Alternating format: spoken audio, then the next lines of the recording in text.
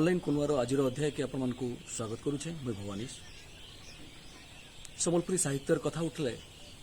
जेन केते जनकर ना पहला धाड़ी दियासी सेमानकर भितरे जड़े होछन खगेश्वर सेठ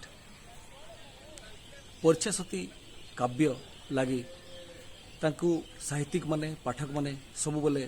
स्वर करसन जेन समय कवि लेखक सम्बलपुरी थी लेखबार लगी डरुथिले से समय गुरु सत्यनारायण बैदार खगेश्वर सेठ कर लेखे कवि माने सम्बलपुरी थी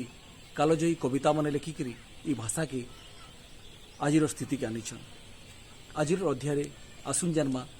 कवि खगेश्वर सेठ कर विषय अक्षय तृतीय मूल से चाषी धान बुना काम कहुसी अक्षय तृतीय खड्डी बुलले मड्डी नहीं हुए सेन्ता अक्षय तृतीय दिन जन्म होते सम्बलपुरी साहित्यर जोगजन्मा कवि खगेश्वर सेठ तांकर जन्म होता बरगढ़ जिलार सरसरा गाँव में तांकर बापांकर ना थिला खुशी सेठ आउ मांकर ना थिला यज्ञसेनी सातटा पुओझी भितर से थिले सबुथुरु सान तांकर 4 जन भाई आउ 3 जन भौणी थिले तांकर परिवार अति गरीब थिला जेन थी लगी से बड़ा दुखे कष्टे चली थिले छोट बेले चाटथाली रे तांकर पाठपढ़ा मूल होता आउ आर्थिक अभाव अनाटन लगी से अतका पढ़ी नहीं पारि थी विचित्र कर्मा कवि खगेश्वर सत साहित्यर सूत्रधर और विकल्प विचार बरुआ थिले खगेश्वर सारा साहित्य जगत न से ही एकै जने विचित्र कर्मा कवियान जे कि स्कूलर दर्जा नहीं माड़ी करी भी निजर साधना बले मातृभाषा सम्बलपुरी संगे मातृभाषा ओडिया न दखल दे पाइथिले तार संगे दुही भाषा थी पद्य और गद्यर गौरव बढ़ी आसीथिले हेले छोट बेलू तांकर कहानी कहबार शैली तांकर सांग साथी मान को बेस आकर्षित करथिला 10 बछर हेला बेल के से गार नाटक पार्टी सामिल होते आउ किछि किछि लेखबार मूल करथिले कवित धर्म खाली कल्पनार काया फैलाबार नुहे कि सपनार सौदागर बनबार नुहे प्रकृत साहित्य सेटा जेन संभाव्य सत्य लुकी करिथिसी ई हिसाब में सत्यर सार्थक उपासक थिले कवि खगेश्वर ताकर लेखला काव्य परछासती बोलून कि भोट विचार बोलूं सबुथी तार राज चली खाली चरित्र ना बदली पारे हेले घटना की प्रसंग आमर घरद्वारी जीवन न भोगतिलाटा कि व्यावहारिक क्षेत्र न आमना सामना कलाटा जरूर होइथिबा जदियो अतका पढ़वार लगी सुजोग नहीं पाई तथापि जिते बेले भी तांकर हाथे पैसा होतेला से हाटके जाइकरी पुराण भागवत आउ भिन्न भिन्न कवि लेखकर बही माने घिनिकी पढ़ुले कवि खगेश्वर सेठ को 12 बछर हेला बेल के ताकर बापा माँ रोजगार लगी रायपुर पाखर सुर्गीपाली गाँ के पलि जाइथिले सेनु से प्राय 4-5 बछर तक रही तांकु जेते बेले 16 बछर होता सेते बेले तांकर मांकर मृत्यु हैला आउ 6 मास भितरे तांकर बापा भी तांकु छाड़ी चली गले इतार उतरु से तांकर बड़ भाईंकर पाखे आश्रय नहीं हेले तांकर बहु तांकु नाना प्रकार अत्याचार करन आउ सेथि तांकर कवि जीवन कवि मन भितरे बहुत बड़ आघात लगे तथापि से तांकर साहित्य रचना आउ नाटक के नहींकरी जी था तांकर बड़ भाई घरे 2 बछर रहबार उतारू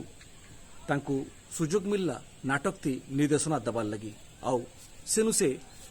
भिन्न भिन्न गाँ थी जाइकरी नाटक मन के निर्देशना देले आउ अभिनय कले तार संगे तांकर लेखा भी जारी रखी था सम्बलपुरी गीत मान लिखुले तांकर पहला गीत होचे चाहा चटकला तो से गाँ गाँ नाट शिखे जाऊले तो से जेन गाँ के नाट शिखे जाऊले से ताकर लेखा गीत के कलाकार मानकर मुहे से डुएट गीत हिसाब से परिवेशन करुले और सेटा लोक बहुत पसंद भी करुले 1926 साले तांकर बाउसी सूर्यमुखी तांको मामू घर पानमुरा के आनिकी आसले आउ सेनो से विजयपुर पाखर तालपतर गाँव थी बिहा कराले 1929 सालू कवि 14-15 बछर लगी से तालपतर गाँ थी भी रही शह शह काव्य कविता लेखिकी से ओडिया और सम्बलपुरी साहित्य के जे समृद्ध करिछन सेटा समकु जना गंगाधर परे पश्चिमांचल सर्वाधिक लोकप्रिय कवि हिसाब खगेश्वर सेठ को पाठक माने स्वीकार करसन हेले कवि खगेश्वर सेठ मुरी भाजिकी झुरी धरिकी जंगल थी काट काटिकी निजर कुटुंब पोषुले तथापि संबलपुर विश्वविद्यालय पहला प्रतिष्ठा उत्सव रे से महामान्य अतिथि हिसाब से सामिल होते और आपन जानिक आश्चर्य हेबे संबलपुर विश्वविद्यालय जेन जगह ताके से ज्योति विहार ना देइथिले जेनटा आज भी बुर्ला ज्योति विहार हिसाब से लोग जानूछन इनो फटिक बारी हेसी जे तांकर केन प्रकार विज्ञता थिला आउ लोकप्रियता भी थिला 1948 साले कवि खगेश्वर सेठ संबलपुरी लिखले पर्छासती काव्य संबलपुरी साहित्यर सबुठानु प्रतिष्ठित काव्य बोली धरा जायसी तांकर प्रतिभा केवल पश्चिम ओडिशा रे नुहे सारा ओडिशा रे बड़ बड़ कवि लेखक माने तांकर प्रतिभा के स्वीकार करथिले। ग्रंथावलीटा पढ़ी सारा पर गोविंद उद्गाता ताकर मतामत देछन जे आजिनु संबलपुर जनजीवन आ संबलपुरी भाषार आंदोलन गोटे अयमारंभ है बोलबार क्या आ पर्छासती काव्यटा हूँ संपूर्ण गोटे संबलपुरी काव्य है माने एंता लोक जे केभे से अन्याय के बर्दाश्त नहीं करते वाजिब कथा कहबे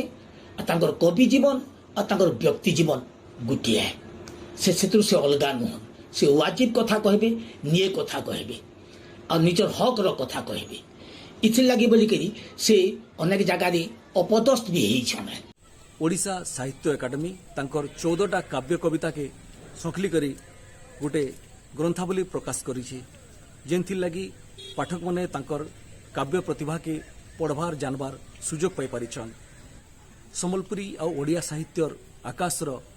जणे प्रखर साहित्यिक हेले अखी तृतीया थी जन्म होइतिबार साहित्यिकंकर साहित्य आज भी अक्षय दिग्री रही आउ आज भी केनसी पाठक और गवेषकों लगी तांकर साहित्य केनसी खणी खादान कम नुहे जेते कुड़ुथुबे जेते ढुकुथुबे सेते भीतर के तांकर साहित्य चेर लमी जाइछे तांकर साहित्य उपरे आहुरी आलोचना हेबार आवश्यकता रही विशेषकर संबलपुरी साहित्य के जेन प्रकार से अवदान देइछन तांकु उचित सम्मान नहीं मिली पारे सेथिलागी आवश्यकता रही तांकर उपरे अधिक गवेषणा हेबार आउ तांकु उचित सम्मान देबार आबा अध्याय आउ जने कवि